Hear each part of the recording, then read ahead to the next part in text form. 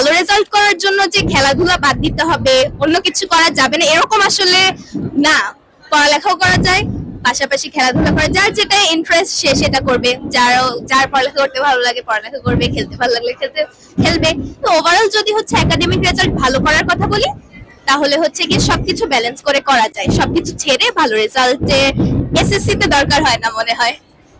আমরা দেখেছি যে অনেক শুধু মুখস্থ করে, অনেক হচ্ছে ইন্টারনাল ব্যাপারগুলো বুঝতে চেষ্টা করে, কোশ্চেনটাকে এটা কিভাবে আপনি কিভাবে করছেন?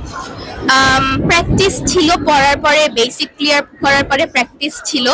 আর হচ্ছে গিয়ে এই তো কন্টিনিউয়াস যদি পড়ার মধ্যে থাকে বা যদি যদি ইচ্ছা থাকে, যদি নিজে থেকে চেষ্টা করে, তাহলে হচ্ছে গিয়ে পারা যায়। আর মুখস্থ করার বিষয়টা আমরা তো সৃজনশীল দেই, তো যদি আমরা কোশ্চেনটা না ধরতে পারি, উদ্দীপকটা না বুঝি, তাহলে তো অ্যান্সার করার মতো যে থাকে না।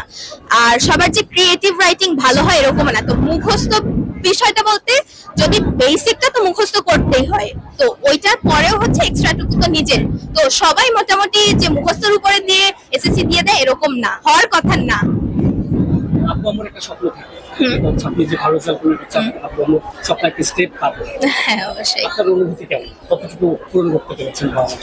আলহামদুলিল্লাহ মনে হয় পেরেছি আপাতত, যেহেতু আমাদের এসএসসি তে টার্গেটই থাকে হচ্ছে সব সাবজেক্টে A+ পাওয়া। তো সেটা যখন করতে পেরেছি আপাতত ভালো লাগছে।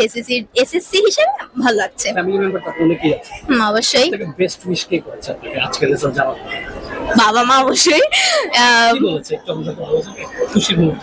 খুশির মুহূর্তটা মানে একটু এরকম ছিল যে আচ্ছা মানে বাবা মা তো এভাবে এক্সপ্রেস করে না, কিন্তু বোঝা গিয়েছে যে খুশি এরকম বলেছে। ফিউচারে কি করতে আপাতত হচ্ছে স্কুল যেহেতু শেষ, কলেজটা কমপ্লিট করে ইউনিভার্সিটি, তারপরেই তো life. Let's see where it goes.